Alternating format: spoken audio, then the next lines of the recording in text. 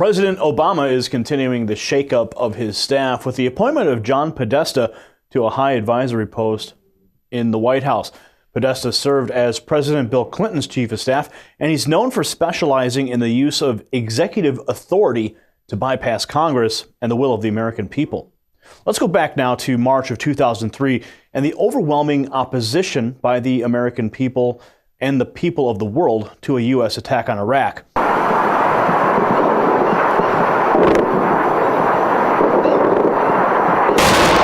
At the time, there were members of Congress acting accordingly to represent the wishes of the American people in not allowing President Bush to attack Iraq. Our guest today, Professor Francis Boyle, tells us about how he and former Attorney General Ramsey Clark were working on drawing up articles of impeachment with Democratic House Judiciary Ranking Member John Conyers and other members of Congress 10 days or so before George Bush's March 19, 2003 shock and awe campaign in Iraq, so as to prevent Bush from launching his war. After hours of work on the impeachment effort, the meeting was interrupted by John Podesta, representing the Democratic National Committee, and Congressman John Conyers was instructed to not proceed with the impeachment effort, which would have prevented Bush's war in Iraq. The DNC had decided to let Bush have his war on Iraq so that politically the Democrats would look better and fare better in the 2004 elections. With the 2016 elections still years away, possible challengers to a 2016 Hillary run are rising on the political front. Through the Podesta appointment, Obama may be trying to win back liberal support by placing a familiar name back on the national stage. Professor Francis Boyle joins us now via Skype from his University of Illinois College of Law office in Champaign to break down the motives behind the Podesta appointment, give us some backstory on Podesta's blocking of Bush's impeachment, and reveal new moves to impeach President Barack Obama. Welcome back to the program, Professor Boyle. Thank you very much for having me on, and my best to your listening audiences in Boston and Southern Florida. Professor, before we jump into the Bush impeachment backstory and new calls for Obama's impeachment, break down what John Podesta brings to the Obama administration in terms of positions, connections, and ability. It's a terribly insidious appointment, and we have to understand it in that light. Back on March 13th, 2003, just a few days before the start of Bush Jr.'s war against Iraq, Congressman John Conyers, the ranking member of the House Judiciary Committee, convened an emergency meeting of 40 to 50 of his top advisors from the Democratic Party to debate a bill of impeachment that I had drafted against President Bush Jr., as well as Cheney and Rumsfeld, to try to head off the war. It was held right down the street from the White House at a law firm there. It was on the eve of war. It was a very dramatic situation. Congressman Conyers invited Ramsey Clark and me to come in and debate the case for impeachment. The debate went on for 2 hours. These were supposed to be the top honchos in the Democratic Party. But as far as I could tell, the only people there supporting impeachment were Congressman Conyers, who convened the meeting, Ramsey Clark, and me. I won't go through the debate here because it was 2 hours. It was very hard fought. Well, we can get into those details shortly, but specifically right now, why would Obama appoint Podesta at this time? Well, Podesta's a warmonger, so that's pretty clear. I mean, imagine if Podesta had been advising Obama last August during the Syria crisis. I'm sure Podesta's advice would have been to attack Syria. So I think it's a very ominous appointment, certainly from that perspective.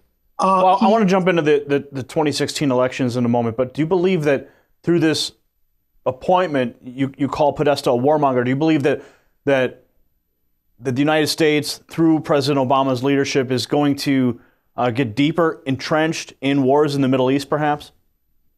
Well, that and China as well. I mean, all the signs right now coming out of China and this conflict with Japan over Diaoyu Islands, we've threatened war over there over a group of rocks not that far off the coast of Taiwan. Well, we just had an American battleship and a Chinese warship almost collide just several days ago. That's correct. It's an extremely dangerous situation, and we flew nuclear bombers right into the Chinese ADIZ. I want to point out there's no basis in law for any of these ADIZs, but actually, if you look at Japan's ADIZ, it's even more outrageous than China's. Could you define that term you're using for our audience, please? Air Defense Identification Zone, and the United States has one as well. This whole controversy was started by Japan effectively nationalizing these islands that Japan had stolen from China in the 1895 war by Imperial Japan against decrepit Imperial China. So these are clearly, these islands, the fruits of aggression.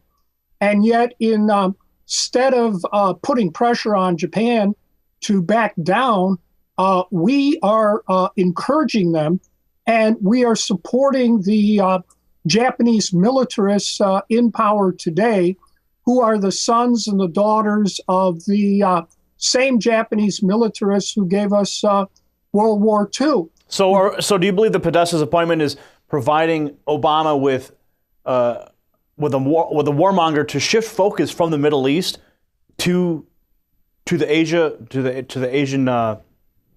Asian region? Well, I don't know if he's going to shift focus. We will have to see. Does Podesta have that type of foreign policy influence?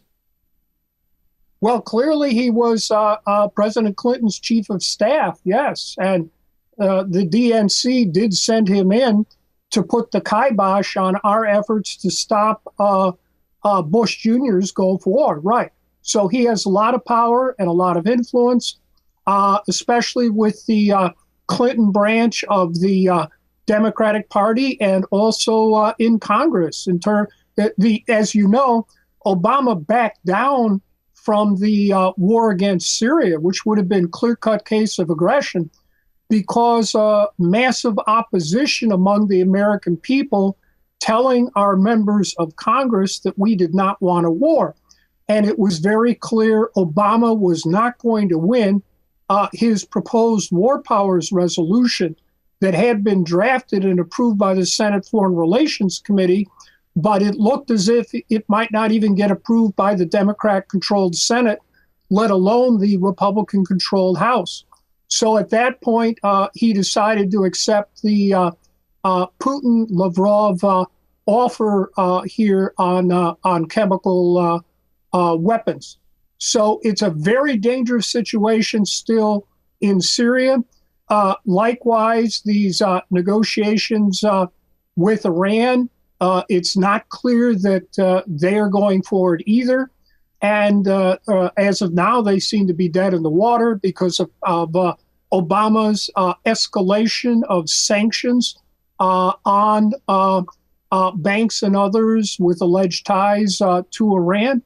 And now with China, we're having outright threats of military force, and actually the use of military force by sending these nuclear-capable bombers directly into their ADIZ. You recall under Bush Jr., we had a spy plane right off the coast of China that had a collision with a Chinese jet fighter, and the jet fighter pilot's life was lost. The spy plane had to land. So all three areas are very dangerous. Now, also including North Korea, which is also extremely volatile type situation. So my guess is Obama has Podesta in there to handle Congress with respect to whatever provocative military maneuvers he currently is taking towards China. What about political motivations with the upcoming 2016 elections, posturing versus 2016 Hillary? Anything there in the decision or motive? Well, clearly, I think he gives Mrs. Clinton a leg up over Biden. That's for sure, because he's a Clintonoid apparatchik, and he is their person now, directly in the White House, next to Obama. I don't think any of us want Mrs. Clinton as president, not after her abysmal performance as Secretary of State, including the war against Libya that exterminated about 50,000 Libyans and destroyed Libya as a state. So it's she's not a very propitious candidate for 2016 from my perspective. So I guess this is an attempt to shore her up. I want to get deeper into the backstory about Podesta's efforts to block the Bush impeachment. I also want to go deeper into new calls for Obama's impeachment. So we've got to take a break. When we come back, we're going to get into those topics with Professor Francis Boyle right here on WHDT. Stay tuned.